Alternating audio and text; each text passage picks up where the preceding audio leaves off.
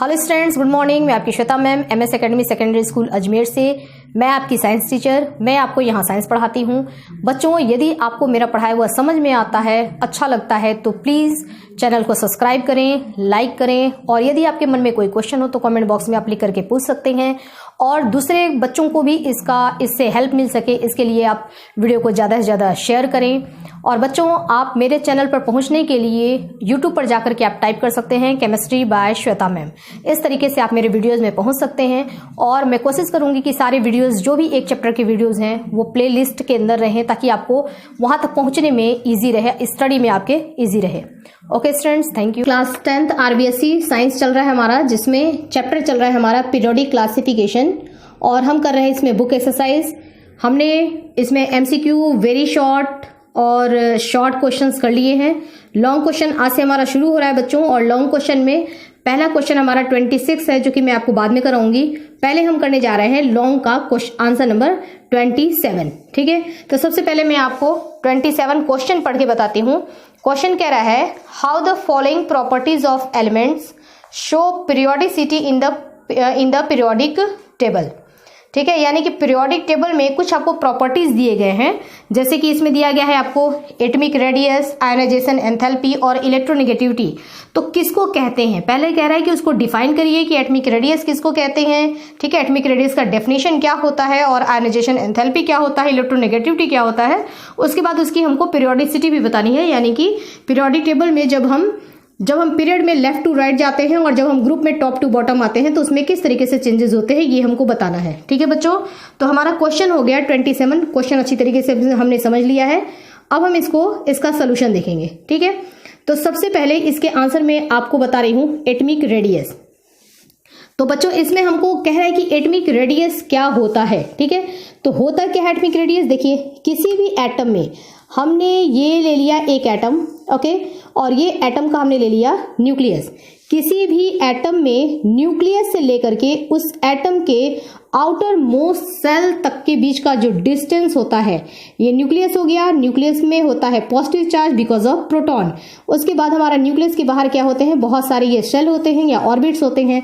तो किसी न्यूक्लियस से लेकर के उसके आउटर मोस्ट सेल तक के बीच का जो डिस्टेंस होता है, अब आउटर मोस्ट सेल जो होगा, ये हो सकता है एक ही सेल में ये एटम ओवर हो गया हो। ठीक है, इस एटम में एक ही सेल हो, या हो सकता है इसमें 2 सेल हो, या हो सकता है 3 हो, या हो सकता है 4 हो। ठीक है, तो ये सेल जो है वो अलग अलग हो सकते हैं। ओके, तो डेफिनेशन में कह रहा है कि आउटर न्यूक्लियस से लेकर के आउटर मोस्ट सबसे लास्ट वाली आपकी शेल क्या है।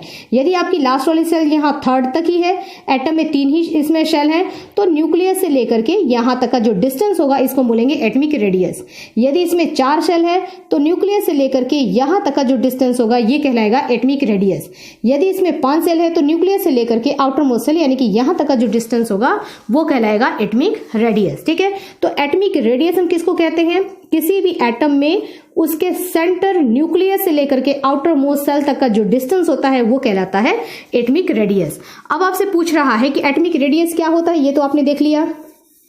ठीक है, अब कह रहा है कि एट ट्रेंड्स बताना है आपको, यानी कि पीरियोडिसिटी बतानी है कि जब हम पीरियोडिक टेबल में इस तरीके से हमारे कॉलम होते हैं, कुछ हॉरिजॉन्टल कॉलम होते हैं जिनको हम क्या बोलते हैं, हॉरिजॉन्टल कॉलम जो होते हैं उनको बोला जाता है पीरियड, और जो हमारे ये वर्टिकल कॉलम होते हैं उनको बोला जाता है ग्रुप। ठीक है, तो कह रहा है कि जब हम पीरियड में एटॉमिक नंबर के बढ़ते हुए क्रम में, इंक्रीजिंग ऑर्डर में जब हमने यहाँ पर एटम को अरेंज किया है, तो एटॉमिक रेडियस यानी कि एटम की जो साइज है, ठीक है, एटॉमिक रेडियस मतलब एटम की साइज, रेडियस जितना ज्यादा रहेगा एटम की साइज उतनी ही बड़ी होगी। ठीक है, तो कह रहा है कि एटॉमिक रेडियस यहाँ पे क्या होगा, इधर से इधर जाएंगे तो एटॉमिक रेडियस छोटा होता जाएगा या बड़ा होता जाएगा, या उसमें कोई चेंजेस नहीं होगा। और सेम यही चीज पूछ रहा है ग्रुप में भी, कि ग्रुप में क्या होगा, छोटा होगा, बड़ा होगा, या फिर उसमें कोई चेंजेस नहीं होगा। ठीक है, इसको हम ट्रेंड्स भी कहते हैं, ट्रेंड्स इन एटॉमिक रेडियस। अब हमको एटॉमिक रेडियस का ट्रेंड्स बताना है। ठीक है, एटॉमिक रेडियस का ट्रेंड्स जो है हम सबसे पहले बता रहे हैं पीरियड में, यानी कि लेफ्ट टू राइट जाने पर पीरियड में क्या चेंजेस होता है उसके बारे में पहले समझेंगे। देखिए, एटॉमिक रेडियस यानी कि ये एटम है। ठीक है, जब हम इधर से इधर की तरफ जा रहे हैं तब की हम बात करें अगर, तो ये एटम है, एटम के सेंटर में यहाँ पे क्या होता है, न्यूक्लियस होता है, जिसमें कि प्रोटॉन यहाँ पर जो है न्यूक्लियस के अंदर क्या पाया जाता है, प्रोटॉन्स पाए जाते हैं, और बाहर में क्या होते हैं, यहाँ पर इलेक्ट्रॉन होते हैं। ठीक है, तो यहाँ पर इंक्रीजिंग ऑर्डर में रखा जाता है। सपोज करते हैं कि यहाँ पर जो ये है ये 11, ठीक है ना, 11 एटॉमिक नंबर जिसका है वो एटम हमने यहाँ रख रखा है, ठीक है। इसका मतलब क्या है कि इसमें 11 प्रोटॉन होगा और बाहर में कितने होंगे, 11 इलेक्ट्रॉन्स इसमें अरेंज होंगे, ठीक है। जब हम आगे की तरफ बढ़ते हैं, थोड़ा सा और आगे जब हम बढ़ते हैं, तो यहाँ पर जो एटम होगा इसका एटॉमिक नंबर क्या होगा, इंक्रीजिंग ऑर्डर में है, यानी कि इसका एटॉमिक नंबर होगा 12। ये 11 वाला यहाँ था तो ये रहा यहाँ पे 12 वाला। 12 वाले में क्या होगा कि यहाँ न्यूक्लियस के अंदर प्रोटॉन की संख्या कितनी हो जाएगी, 12, और बाहर में न्यूट्रल एटम है तो इलेक्ट्रॉन की संख्या कितनी हो जाएगी, ये हो जाएगी 12 इलेक्ट्रॉन्स, ठीक है। आगे हम बढ़ते हैं, जैसे ही हम और आगे बढ़ेंगे तो फिर ये हमारा क्या होगा, एटॉमिक नंबर इसका 13, ठीक है। 13 एटॉमिक नंबर वाला एटॉमिक नंबर बढ़ते हुए क्रम में हम एटम को अरेंज कर रहे हैं, ठीक है ना, एलिमेंट को अरेंज किया गया है पीरियोडिक टेबल में।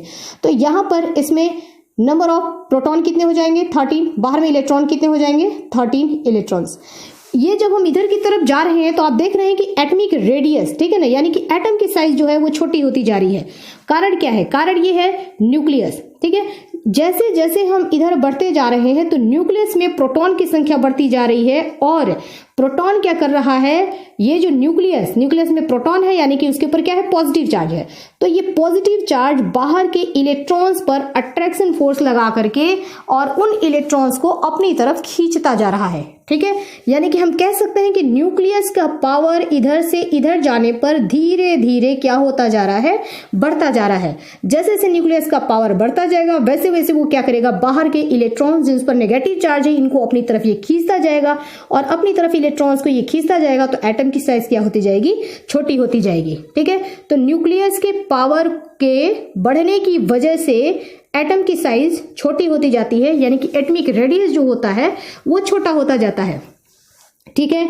और इसको जो न्यूक्लियस का पावर होता है उसको हम इफेक्टिव न्यूक्लियर चार्ज यानी कि ZeFF जिससे रिप्रेजेंट करते हैं, ठीक है, इफेक्टिव न्यूक्लियर चार्ज भी बोला जाता है। तो एटॉमिक रेडियस क्या होता जाएगा यहाँ पर बच्चों, धीरे धीरे एटॉमिक रेडियस ये कम होता जाएगा, ठीक है।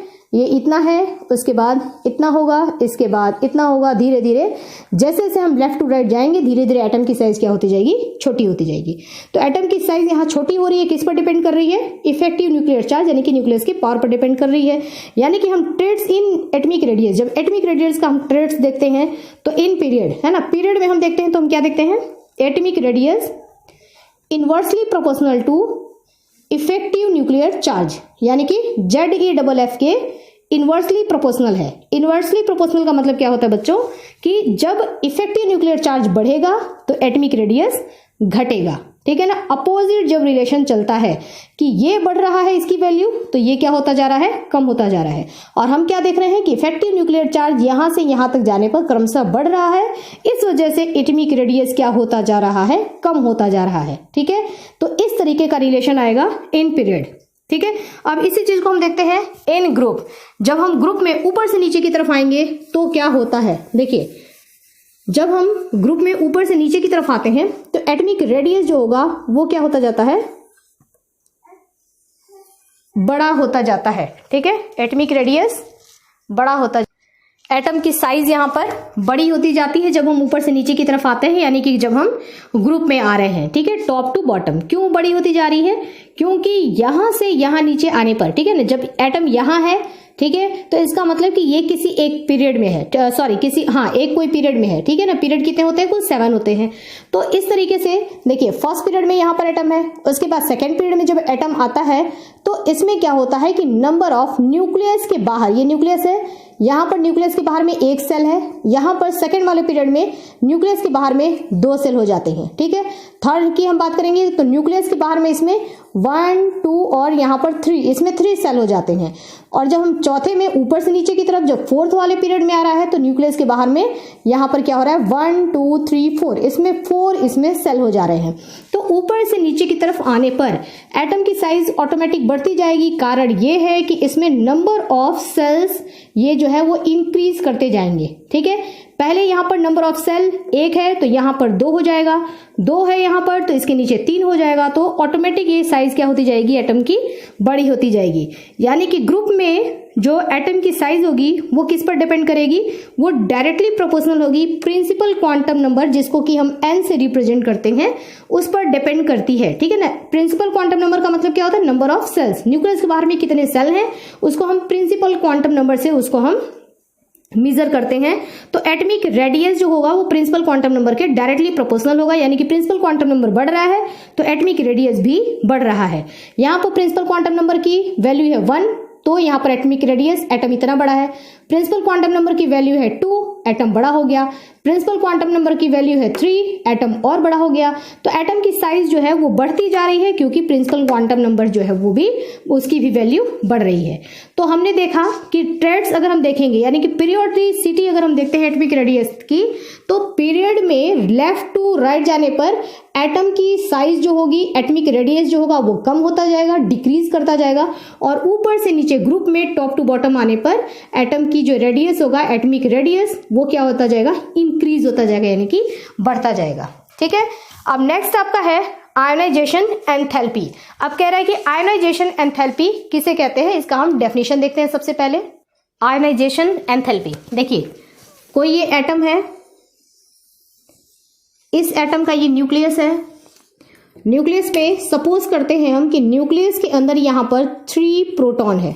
ठीक है, न्यूक्लियस के अंदर 3 प्रोटॉन है और न्यूक्लियस के बाहर में यहां पर हमने 3 इलेक्ट्रॉन ले लिया, यानी कि ये एक हमारा न्यूट्रल गैसियस एटम है। ठीक है, न्यूट्रल गैसियस एटम ये हमने ले लिया है एक, जिसके न्यूक्लियस में 3 प्रोटॉन और बाहर में 3 इलेक्ट्रॉन है। ठीक है, हम समझ रहे हैं यहाँ पर आयोनाइजेशन एंथैल्पी कहते किसको है।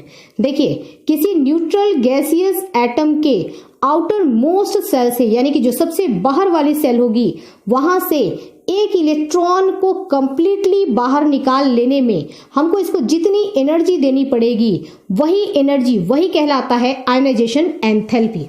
ठीक है, अब यहां पर बात आती है कि इस एक इलेक्ट्रॉन को यदि हम चाहते हैं कि इस एटम से यहां से इसको छुड़ा करके बाहर निकालना है, तो इस इलेक्ट्रॉन को हम बाहर निकालने के लिए हमको एनर्जी क्यों देनी पड़ रही है। ठीक है, हम इसको बाहर निकालना चाहते हैं तो एनर्जी क्यों देंगे, इसलिए एनर्जी देंगे क्योंकि न्यूक्लियस में कौन है, प्रोटॉन। प्रोटॉन के ऊपर होता है पॉजिटिव चार्ज, इलेक्ट्रॉन के ऊपर होता है नेगेटिव चार्ज। तो पॉजिटिव चार्ज नेगेटिव चार्ज के बीच में अट्रैक्शन होगा, यानी कि इन 3 प्रोटॉन ने इन तीनों इलेक्ट्रॉन पर अपना अट्रैक्शन फोर्स लगा करके इनको पकड़ के रखा है। ठीक है, तो हम अगर इनसे छुड़ाना चाहते हैं, इस एक इलेक्ट्रॉन को बाहर निकालना चाहते हैं, तो हमको इसको एनर्जी देनी पड़ेगी, हमारी एनर्जी खर्च होगी, और जो हमको एनर्जी देनी पड़ेगी उसी को हम बोलेंगे आयोनाइजेशन एंथैल्पी। तो आयोनाइजेशन एंथैल्पी होता क्या है, किसी न्यूट्रल गैसियस एटम के आउटर मोस्ट सेल से एक इलेक्ट्रॉन को कंप्लीटली बाहर निकालने में हमको इसको जितनी एनर्जी देनी पड़ती है उसी को हम बोलते हैं आयोनाइजेशन एंथैल्पी, और इसको रिप्रेजेंट किया जाता है कैपिटल आई से। और आयोनाइजेशन एंथैल्पी का जो यूनिट होता है वो होता है इलेक्ट्रॉन वोल्ट पर एटम। ठीक है, अब देखिए, जब ये एक इलेक्ट्रॉन हमने बाहर निकाल लिया, ठीक है ना, तो जो यहाँ पर आयोनाइजेशन एंथैल्पी, हमने कुछ एनर्जी दिया इसको, और जो वैल्यू आई आयोनाइजेशन एंथैल्पी की, जितनी हमने उसको एनर्जी दी उसको हम I1 से लिखते हैं। ठीक है, और इस एक इलेक्ट्रॉन को हमने कंप्लीटली इसमें से बाहर निकाल लिया। ठीक है, तो यानी कि फर्स्ट आयोनाइजेशन एंथैल्पी हमारी कंप्लीट हो गई, ये प्रोसेस कंप्लीट हो गया, और आयोनाइजेशन एंथैल्पी की कुछ वैल्यू आती है। सपोज करें कि वैल्यू आ रही है 10 इलेक्ट्रॉन वोल्ट। ठीक है, अब है हमारा, देखिए आयोनाइजेशन एंथैल्पी, तो एक इलेक्ट्रॉन हमने बाहर निकाला, उसी तरीके से हम दूसरा भी निकाल सकते हैं, उसी तरीके से हम तीसरा भी निकाल सकते हैं। ठीक है, अब हमारे बचे हैं यहाँ पर 2 इलेक्ट्रॉन। अब इस इलेक्ट्रॉन को हम चाहते हैं कि इसको भी हम बाहर निकालें। ठीक है, तो यहाँ पर भी हमको कुछ एनर्जी देनी पड़ेगी। तो अब बात यहाँ पे ये आती है कि पहले में हमने दिया था 10 इलेक्ट्रॉन वोल्ट का एनर्जी, तो दूसरे वाले इलेक्ट्रॉन को निकालने के लिए हमको एनर्जी ज्यादा देनी पड़ेगी या फिर हमको एनर्जी कम देनी पड़ेगी। ठीक है, तो यहाँ पर एनर्जी हमको क्या देनी पड़ेगी, ज्यादा। क्यों, क्योंकि पहले 3 प्रोटॉन मिलकर के 3 इलेक्ट्रॉन पर अपना अट्रैक्शन फोर्स लगा रहे हैं, लेकिन अब 3 प्रोटॉन मिलकर के सिर्फ 2 इलेक्ट्रॉन पर अपना अट्रैक्शन फोर्स लगा रहे हैं। ठीक है, इन्होंने अब इसको पकड़ रखा है, यानी कि इलेक्ट्रॉन क्या हो गए, कम हो गए। जब इलेक्ट्रॉन कम हो गए और यहाँ पे प्रोटॉन क्या है, ज्यादा, प्रोटॉन ज्यादा है, इलेक्ट्रॉन कम हो गए, तो प्रोटॉन की न्यूक्लियस का पावर क्या हो गया, बढ़ गया। इनके कंपैरिजन में यहाँ पर न्यूक्लियस का पावर बढ़ गया, यानी कि इफेक्टिव न्यूक्लियर चार्ज की वैल्यू बढ़ गई है। तो ये क्या करेगा, इन इलेक्ट्रॉन पर और ज्यादा अट्रैक्शन फोर्स लगाएगा। तो इस इलेक्ट्रॉन को अगर हम बाहर निकालना चाहते हैं तो हमको और ज्यादा एनर्जी देनी पड़ेगी, यानी कि I2 की वैल्यू जो होगी वो और ज्यादा आएगी। सपोज करिए कि 12 इलेक्ट्रॉन वोल्ट की आ रही है आयनाइजेशन एंथैल्पी, ठीक है। अगर हमने इसको भी निकाल लिया और हमारा एक इलेक्ट्रॉन यहाँ पर बचा है, तो अब क्या होगा, अभी इसको भी अगर हम निकालना चाहते हैं, 2 इलेक्ट्रॉन हमारे निकल गए, तीसरे को निकालना चाहते हैं, तो अब आप देखिए, अब यहाँ पर प्रोटॉन बहुत ज्यादा हो गया, इलेक्ट्रॉन बहुत कम हो गए, ठीक है। तो न्यूक्लियस का पावर क्या हो गया, और ज्यादा बढ़ गया, यानी कि इस इलेक्ट्रॉन को निकालने के लिए हमको और भी ज्यादा एनर्जी देनी पड़ेगी, ठीक है। तो I3 की वैल्यू क्या होगी, और भी ज्यादा हो जाएगी। ओके, ये तो मैंने एक ऐसे ही आपको एक एग्जांपल से बताया है, यानी कि जो थर्ड I3 की वैल्यू, थर्ड आयनाइजेशन की वैल्यू जो होती है वो हमेशा ज्यादा होती है सेकेंड आयनाइजेशन की वैल्यू से, और सेकेंड आयनाइजेशन की वैल्यू जो होती है वो ज्यादा होती है फर्स्ट आयनाइजेशन एंथैल्पी से, ठीक है। तो कुछ हमारा इस तरीके का ये रिलेशन बनता है। तो आयनाइजेशन एंथैल्पी आपने समझ लिया, और आयनाइजेशन एंथैल्पी जो है I1, I2, I3, I4 इस तरीके से हो सकते हैं, ठीक है। अब इसी चीज को यहाँ पर एक एग्जाम्पल दिखाया गया है। जैसे हमने ले लिया हीलियम, ठीक है, हमने एक हीलियम का एटम ले लिया। हीलियम में बाहर में होते हैं 2 इलेक्ट्रॉन और यहाँ पर होते हैं 2 प्रोटॉन। तो उसमें से हमने एक इलेक्ट्रॉन, जैसे हमने यहाँ पर 3 लिया था ना, सेम उसी तरीके से अगर हम यहाँ पे 2 और यहाँ पे 2 कर देते हैं तो ये बन जाएगा हमारा हीलियम। तो हीलियम से जब हमने एक इलेक्ट्रॉन निकाल दिया तो इसके ऊपर आ गया एक पॉजिटिव चार्ज, ठीक है। और उस एक इलेक्ट्रॉन को निकालने में जो हमारा आयनाइजेशन एंथैल्पी की जो वैल्यू होती है, यानी कि I1 की जो वैल्यू होती है वो प्लस 224.6 इलेक्ट्रॉन वोल्ट की एनर्जी यहाँ पर खर्च होती है। और जब हमारा एक इलेक्ट्रॉन निकल चुका है, ठीक है ना, इसके पास एक इलेक्ट्रॉन अभी और है इसके पास, उस एक इलेक्ट्रॉन को भी जब हम निकाल देते हैं तो इसके ऊपर आ जाता है 2 पॉजिटिव चार्ज, ठीक है। और यहां पर जब हमने सेकंड वाले को निकाला तो यहां पर आप देख रहे हैं एनर्जी का डिफरेंसेस। अब यहां पर एनर्जी कितनी देनी पड़ रही है, प्लस 54.4 इलेक्ट्रॉन वोल्ट, यानी कि सेकंड आयनाइजेशन एंथैल्पी की वैल्यू फर्स्ट आयनाइजेशन एंथैल्पी की वैल्यू से बहुत ज्यादा यहां पर बढ़ गया, ठीक है। तो आयनाइजेशन की एंथैल्पी की वैल्यू क्या होती है, ये तो मैंने आपको केवल 2 ऐसे करके एग्जांपल दिखाया है। आप समझिए कि जब फर्स्ट चला जाता है और यहां पर जब न्यूक्लियस का पावर बढ़ जाता है तो सेकंड वाले इलेक्ट्रॉन को निकालना और ज्यादा मुश्किल होता है, और जब हमने सेकंड निकाल लिया तो थर्ड को निकालने में तो हमको बहुत ज्यादा एनर्जी देनी पड़ती है, ठीक है। तो ये हमने समझ लिया कि आयनाइजेशन एंथैल्पी किसको कहते हैं। अब बच्चों हम देखते हैं इसकी पीरियोडिसिटी, ठीक है। आयनाइजेशन एंथैल्पी की पीरियोडिसिटी का मतलब क्या हुआ कि पीरियोडिक टेबल में जब हम लेफ्ट टू राइट जाते हैं पीरियड में, और जब हम टॉप टू बॉटम आते हैं ग्रुप में, तो क्या चेंजेस होता है। देखिए पीरियड की अगर हम बात करें तो पीरियड में क्या होता है, हम जानते हैं कि एटमिक रेडियस, यानी कि एटम की साइज क्या होती जाती है, छोटी होती जाती है, ठीक है। एटम की साइज जब छोटी होती जाएगी, यानी कि न्यूक्लियस का पावर यहाँ पे क्या होता जा रहा है, बढ़ता जा रहा है। न्यूक्लियस का पावर बढ़ता जाएगा तो न्यूक्लियस इन इलेक्ट्रॉन्स पर अपनी पकड़ बनाता चलेगा, यानी कि इस पर अट्रैक्शन फोर्स भी बढ़ता जाएगा। तो यहां से यहां से इलेक्ट्रॉन को निकालना आसान है, आपको कम एनर्जी देनी पड़ेगी और इलेक्ट्रॉन निकल जाएगा, ठीक है। लेकिन उसी इलेक्ट्रॉन को जब यहां से आप निकालना चाहेंगे तो यहां आपको और ज्यादा एनर्जी देनी पड़ेगी। क्यों? क्योंकि अब इस न्यूक्लियस का पावर बढ़ चुका है, इसने इस इलेक्ट्रॉन को थोड़ा अपनी तरफ और खींच लिया है, तो इस पर इसका अट्रैक्शन बढ़ गया है। अगर वही इलेक्ट्रॉन आपने यहां भी नहीं निकाला, अब आप सोच रहे हैं कि यहां से इलेक्ट्रॉन निकाल लें, तो यहां क्या होगा कि आपको और ज्यादा एनर्जी देनी पड़ेगी, क्योंकि एटम की साइज छोटी होती जा रही है। तो ये इलेक्ट्रॉन्स जो हो रहे हैं ये न्यूक्लियस के और ज्यादा करीब होते जा रहे हैं, ठीक है। न्यूक्लियस के जितने करीब इलेक्ट्रॉन्स होते जाएंगे उन पर न्यूक्लियस का अट्रैक्शन उतना ज्यादा बढ़ता जाएगा और हमको इलेक्ट्रॉन निकालने में उतनी ज्यादा एनर्जी देनी पड़ेगी। यानी कि आयनाइजेशन एंथैल्पी की वैल्यू क्या होती जा रही है, इधर से इधर जाने पर बढ़ती जा रही है, ठीक है। तो इसका रिलेशन बनेगा, आयनाइजेशन एंथैल्पी जो होगा इनवर्सली प्रोपोर्शनल होता है एटमिक रेडियस के। एटमिक रेडियस जितना कम होता जाएगा, जितना एटम छोटा होता जाएगा, आयनाइजेशन एंथैल्पी की वैल्यू उतनी ही बड़ी होती जाएगी, ठीक है ना। ये वैल्यू उतनी ही ज्यादा होती जाएगी, यानी कि उतना ही ज्यादा हमको एनर्जी देना पड़ेगा। ये तो हो गया पीरियड में, ठीक है। यानी कि पीरियड में बताएंगे कि आयनाइजेशन एंथैल्पी की वैल्यू क्या हो रही है, कंटिन्यू यहाँ पर इंक्रीज कर रही है, ठीक है। ग्रुप की हम बात करें तो जब हम ऊपर से नीचे की तरफ आते हैं तो एटमिक रेडियस में क्या चेंजेस आता है, एटम की साइज जो होती है वो धीरे धीरे बड़ी होती जाती है, ठीक है। साइज बड़ी होती जाएगी तो न्यूक्लियस से इलेक्ट्रॉन का डिस्टेंस भी बढ़ता जाएगा, यानी कि ये इलेक्ट्रॉन पर ये न्यूक्लियस का पावर यहाँ पे क्या हो जाएगा, कम हो जाएगा, यानी कि इलेक्ट्रॉन को आप आसानी से निकाल सकते हैं कम एनर्जी दे करके। तो यहाँ पर इलेक्ट्रॉन निकालना मुश्किल है, लेकिन यहाँ पर थोड़ा आसान है, नीचे आएंगे और आसान होगा, और नीचे आएंगे और आसान होता जाएगा। ठीक है, यानी कि ग्रुप की हम बात करें तो ग्रुप में आयनाइजेशन एंथैल्पी की वैल्यू धीरे धीरे क्या होती जा रही है, डिक्रीज करती जा रही है।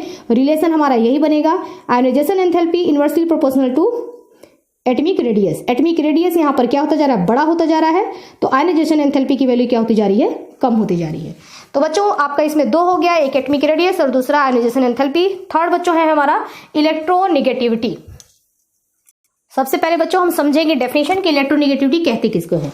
देखिए, इलेक्ट्रोनेगेटिविटी के लिए हमने ले लिया, इसको समझाने के लिए हमने जो एग्जाम्पल लिया है वो है हमारा HCl। ठीक है, HCl में क्या होता है कि हाइड्रोजन और क्लोरीन, ये हाइड्रोजन है और ये है क्लोरीन। ठीक है, सबसे पहले दोनों एक दूसरे के साथ बॉन्ड बनाते हैं ताकि दोनों का अपना ऑक्टेट कंप्लीट हो जाए। हाइड्रोजन का 2 कंप्लीट हो जाए, ये हीलियम के जैसा बन जाए, और ये जो है ये नोबल गैस के जैसा बनकर के स्टेबल हो जाए, और क्लोरीन का ऑक्टेट कंप्लीट हो जाए, लास्ट में 8 इलेक्ट्रॉन हो जाए, ये भी स्टेबल हो जाए। इसके लिए दोनों क्या करते हैं, एक एक इलेक्ट्रॉन से शेयरिंग करने की अपनी ये बनाते हैं, अपना है ना, अपना माइंड बनाते हैं कि एक एक इलेक्ट्रॉन से शेयरिंग कर लिया जाए ताकि हम दोनों स्टेबल हो जाएंगे और मॉलिक्यूल्स हमारा तैयार हो जाएगा HCl का। हाइड्रोजन अपना एक इलेक्ट्रॉन यहां पर लगाता है शेयरिंग में, ठीक है, डिस्टेंस बराबर है। क्लोरीन भी अपना एक इलेक्ट्रॉन लगाता है यहां शेयरिंग में। ठीक है, इसके अलावा क्लोरीन के पास, हाइड्रोजन के पास एक ही इलेक्ट्रॉन था जो इसने लगा दिया, क्लोरीन के पास इसके अलावा भी 7 इलेक्ट्रॉन है जो कि इसने अपने पास रखा हुआ है। ठीक है, ये हो गया हमारा HCl रेडी हो गया। लेकिन दोनों जो हमारे ये एटम है, ठीक है, ये एटम और ये एटम दो अलग अलग एलिमेंट, यानी कि दो अलग अलग एटम मिल करके और ये HCl का एक मॉलिक्यूल्स बना रहे हैं। दोनों की यहाँ पर कैपेसिटी अलग है। ठीक है, ये हाइड्रोजन है, ये क्लोरीन है, दोनों की कैपेसिटी अलग है। ठीक है, कैपेसिटी मीन्स कि इलेक्ट्रॉन अपना अपना पावर दोनों का क्या है, अलग है। ठीक है, अब जब इनकी बॉन्डिंग बनती है तब तो ठीक है, यहां से स्पेयर इलेक्ट्रॉन, ये जो इलेक्ट्रॉन है ये शेयरिंग का है, यानी कि इसमें इसने भी आधा लगाया है, इसने भी आधा लगाया है, मतलब ये दोनों इलेक्ट्रॉन, ये इसका भी है और ये दोनों इलेक्ट्रॉन इसका भी है। लेकिन थोड़े समय बाद चूंकि इसका पावर ज्यादा है हाइड्रोजन से, दोनों डिसिमिलर है ना, एक जैसे नहीं थे, तो फिर क्या होगा कि ये क्या करेगा, इन दोनों इलेक्ट्रॉन्स को अपनी तरफ ये अट्रैक्ट करना शुरू कर देगा। ठीक है, अब हम थोड़े समय बाद देखेंगे तो ये हाइड्रोजन और ये इलेक्ट्रॉन्स जो है वो इसके साइड में चले गए, क्लोरीन के साइड में। ठीक है, ये अपना इलेक्ट्रॉन तो ये रखा ही है, उसका इलेक्ट्रॉन भी ये क्या करता है, अपनी तरफ खींच के ले जाता है। यानी कि इसको देखा जाए तो एक तरफ से इसका इलेक्ट्रॉन उसके पास चला गया तो इसके ऊपर आ जाता है पार्शियल पॉजिटिव चार्ज।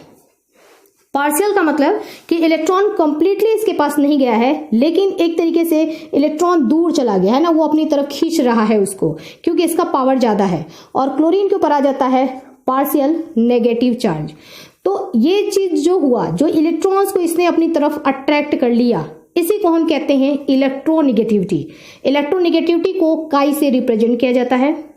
अब हम डेफिनेशन देखेंगे तो अगर दो एटम है ना आपस में कोवैलेंट बॉन्ड से, दो डिसिमिलर एटम, एक जैसे नहीं है ना, अलग अलग एटम आपस में कोवैलेंट बॉन्ड से जुड़े हुए हैं, यानी कि शेयरिंग के द्वारा जुड़े हुए हैं, तो उनमें से एक एटम के पास यदि कैपेसिटी है पेयर के इलेक्ट्रॉन को अपनी तरफ खींचने की, है ना, जो कैपेसिटी होती है, जो टेंडेंसी होती है, इलेक्ट्रॉन को अपनी तरफ अट्रैक्ट करने की जो टेंडेंसी होती है, इसी को हम कहते हैं इलेक्ट्रोनेगेटिविटी। अब अगर हम बात करें कि हाइड्रोजन और क्लोरीन में से किसकी इलेक्ट्रोनेगेटिविटी ज्यादा है, तो हम कहेंगे क्लोरीन की इलेक्ट्रोनेगेटिविटी ज्यादा है। ठीक है, जिसकी इलेक्ट्रोनेगेटिविटी ज्यादा होगी वो इलेक्ट्रॉन्स को अपनी तरफ खींच कर ले जाएगा। तो अपनी तरफ इलेक्ट्रॉन को अट्रैक्ट करने की जो कैपेसिटी होती है उसको हम कहते हैं इलेक्ट्रोनेगेटिविटी। आपका मैं बुक से पढ़ के बता दे रही हूं, जो दिया हुआ है इसमें डेफिनेशन। द प्रॉपर्टी यानी कि टेंडेंसी, टेंडेंसी यानी कि कैपेसिटी, ठीक है ना, जो कैपेसिटी है, द प्रॉपर्टी यानी कि tendency to attract electron, electron को अट्रैक्ट करने की of a chemical bond between two dissimilar atom, दो डिसिमिलर एटम जो हैं, ठीक है, इनमें से किसी एक के पास जो बाय एन एटम, किसी एक एटम के द्वारा इलेक्ट्रॉन को अपनी तरफ अट्रैक्ट करने की जो कैपेसिटी होती है, उसी को हम कहते हैं इलेक्ट्रोनेगेटिविटी। ठीक है बच्चों, तो ये हमने डेफिनेशन पढ़ लिया इलेक्ट्रोनेगेटिविटी का। अब इसी में आपको बताना है इसका भी पीरियोडिसिटी। ठीक है, पीरियोडिसिटी की जब हम बात करें तो पीरियोडिसिटी यानी कि ट्रेंड्स है ना, सबसे हम पहले बताएंगे पीरियड में और फिर बताएंगे ग्रुप में। पीरियड में लेफ्ट टू राइट जाने पर, ठीक है, पीरियोडिक टेबल में पीरियड में लेफ्ट टू राइट जाने पर इलेक्ट्रोनेगेटिविटी में क्या चेंजेस आता है, तो हम बताएंगे सारी चीजें एटमिक रेडियस से लेकर के इधर से इधर जाने पर एटमिक रेडियस क्या होता जा रहा है, कम होता जा रहा है, ठीक है। एटमिक रेडियस कम हो रहा है, एटमिक रेडियस कम हो रहा है यानी कि ZeW की वैल्यू क्या हो रही है, बढ़ रही है। न्यूक्लियस का पावर बढ़ रहा है, एटमिक रेडियस कम हो रहा है। एटमिक रेडियस जब कम होगा तो इलेक्ट्रोनेगेटिविटी की वैल्यू बढ़ेगी। तो एटमिक रेडियस के साथ इसका इनवर्सली यानी कि उल्टा इनवर्सली प्रोपोर्शनल यानी कि उल्टा रिलेशन होता है, और न्यूक्लियस के पावर के साथ इसका सीधा रिलेशन होता है। यहां पर न्यूक्लियस का पावर सबसे ज्यादा है यानी कि ZeW की वैल्यू यहां पे बहुत ज्यादा है, ठीक है। तो ZeW की वैल्यू ज्यादा है तो इलेक्ट्रोनेगेटिविटी भी ज्यादा है, ठीक है ना। यहाँ पे दोनों साथ साथ चल रहे हैं। और साइज की हम बात करेंगे अगर, तो यहाँ पर साइज क्या है, छोटी है यानी कि एटमिक रेडियस बहुत कम है, ठीक है ना, छोटी है। तो उल्टा यहां पर होगा, इलेक्ट्रोनेगेटिविटी क्या है यहां पर बहुत ज्यादा है, ठीक है। तो एटमिक रेडियस से रिलेशन हम बताएंगे तो हम बताएंगे कि इसका इनवर्सली प्रोपोर्शनल यानी कि उल्टा चल रहा है, और न्यूक्लियस के पावर से हम बताएंगे इफेक्टिव न्यूक्लियर चार्ज से बताएंगे तो हम इसके साथ डायरेक्टली प्रोपोर्शनल का यहाँ पर रिलेशन होता है। सेम यही चीज हमारा ग्रुप में भी होगा, ठीक है। ऊपर से जब हम नीचे की तरफ आएंगे तो साइज क्या होता जाएगा, बड़ा होता जाएगा।